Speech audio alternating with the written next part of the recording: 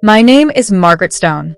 I am 62 years old, and I live in a small, quiet house in Portland, Oregon. The house is old, but it carries the memories of my entire life. I live alone now. My husband, Richard, died 12 years ago. He was my world, my laughter, my strength, my companion in every storm. When he passed away, I felt like half of me went with him. I have only one child, my son, Michael Stone. Michael left for New Zealand many years ago. He said he wanted a better future, a better job, a better life. And he found it. He built a beautiful home, married a kind woman, and became the father of 2 little angels. He lives happily, and I'll live quietly. Every morning, I wake up before sunrise. I sweep the wooden floor, water the small plants in my backyard, and prepare breakfast only for myself. The clock ticks louder than my footsteps. Silence fills every corner of my home. In the evenings, I sit on the porch with a cup of tea and watch the neighbors laugh with their families. Sometimes their children wave at me.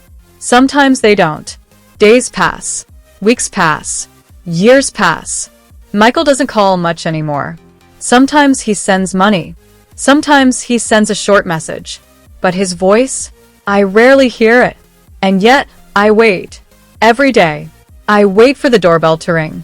I wait for the phone to buzz. I wait for my son. A mother's heart is foolish like that. I still keep Michael's childhood photos in a wooden drawer beside my bed. Every night before sleeping, I look at them. Michael, where are you now? I whisper to the empty room. One evening, while I was making tea, I heard a knock on the door.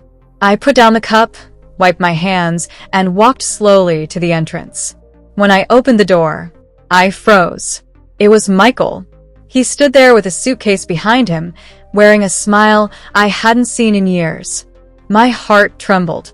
I touched his face to see if he was real. Mom, he laughed softly. I told you I'd come. My eyes filled with tears instantly. I hugged him, holding him like a lost treasure finally returned to me. He entered the house. I made him hot tea, his favorite. We sat together after so many years. I asked about his wife, Emma, and the children. They're doing great, Mom, he said with a comfortable smile. I looked into his eyes. Something felt different, but I ignored it. After a moment, I asked gently, Michael, why did you come so suddenly? He took a deep breath.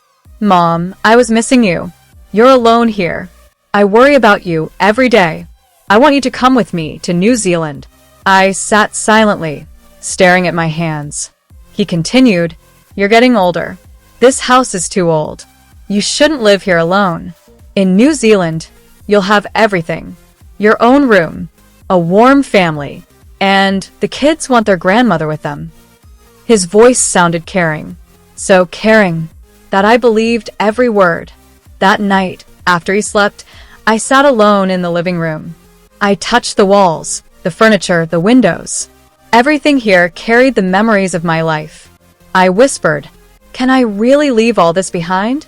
The next morning, Michael said, Mom, we should sell this house. You won't need it anymore. You will live with us. The money will help you start your new life. I looked at him. He smiled at me in a way that made my heart melt. Maybe he truly loved me. Maybe he truly wanted me close. So I agreed. I sold the house. A house full of memories. A house I never planned to leave. Michael took all the money, saying he would keep it safe for me. I trusted him completely. We packed my bags and drove to the airport together. My heart was heavy, but I felt a bit of hope too. I thought, now I will not be alone. My son will take care of me. At the airport, Michael said, Mom, wait right here. I'll get a wheelchair for you.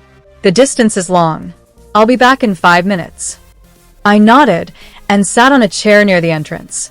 5 minutes passed. 10 minutes passed. I looked around. No Michael. I told myself, the line must be long. 20 minutes passed. 30 minutes passed. My heart began to worry. I stared at every man walking by, hoping to see my son. 45 minutes passed. My hands started shaking. Fear crawled up my spine.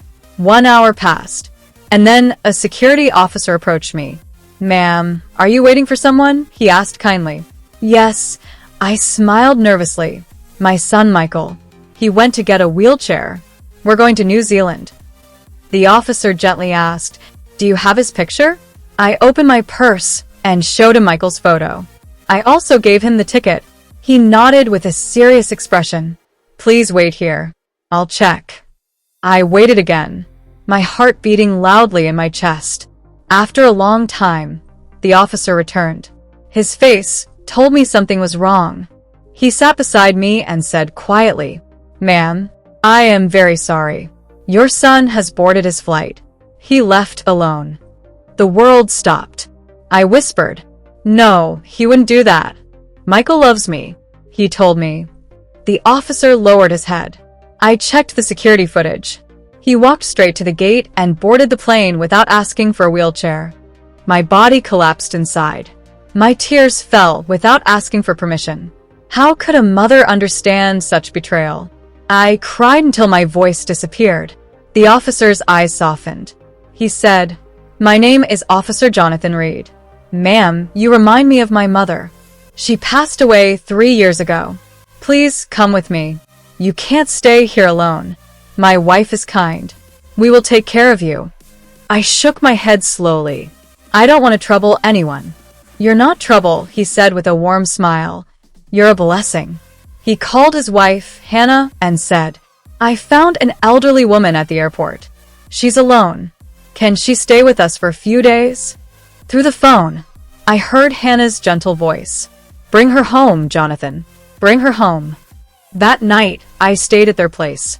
Hannah cooked me warm soup. She sat beside me, talking softly, as if she knew exactly what my heart needed. I cried in my room that night. For Michael, for my broken trust, for my lost home. But these strangers, they held me with kindness. The next morning, Jonathan received a phone call. He walked into another room and spoke in a low voice. When he came out, I asked, "Is everything okay?" He forced a smile. "Yes, everything is fine." But I saw something painful hiding in his eyes. What I did not know, the flight to New Zealand, the same one Michael boarded, had crashed near the ocean.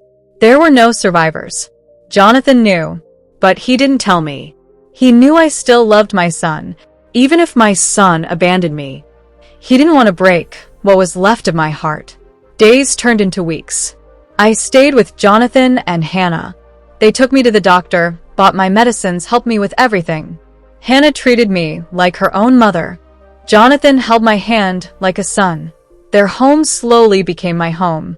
Their family became my family. Every night I prayed. I prayed for Michael's soul. I prayed for his children. I prayed that no mother should feel what I felt at that airport. One evening, Jonathan asked gently, "Do you miss your old house?"